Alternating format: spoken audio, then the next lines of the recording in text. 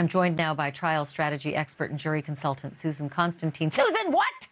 The judge said yes to having him cover up his tattoos that he chose to put on his face? Help me, Rhonda.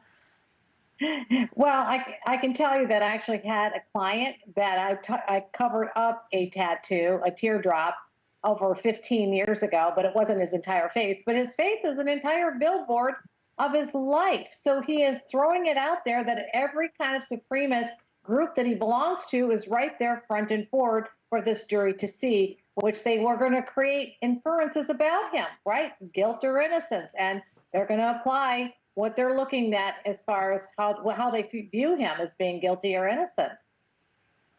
Apparently, they're not doing a very good job at covering it up, too. Even though he got the lady makeup, you can still see some of the tattoos through the makeup. Here's my problem with all of it. And I've heard of it before. I've covered cases before where, you know, these guys get makeup and makeup artists. But jail garb, those orange jumpsuits, that's not a choice, right? That you're being held as an inmate and you don't have a choice. So you don't want to put them in front of a jury in something that makes them look guilty. The face ink was a choice. It is who he is. It's who he wanted to show the world he was. And that's why I don't believe it's fair to hide that, because I see it as hiding his true self from the jury. Why does the judge see differently? You know, I don't really know why. Maybe because he's trying to allow that jury to see him and not form prejudice against him because of the tattoos. But I agree with you, Ashleigh. I mean, really disguising them is really disguising who he really is. And they need to see him for who he really is.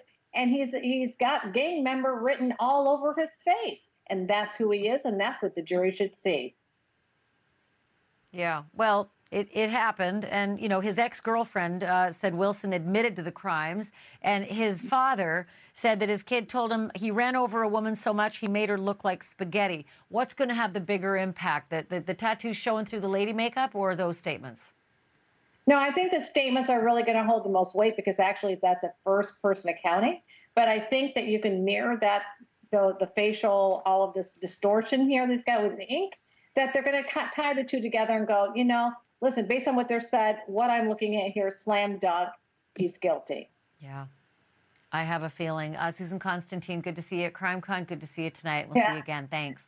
All right. Thanks, Ash. Bye-bye. Thank you for watching. Go to newsnationnow.com to find NewsNation on your television provider. And don't forget to click the red subscribe button below to get more of NewsNation's fact-driven, unbiased coverage.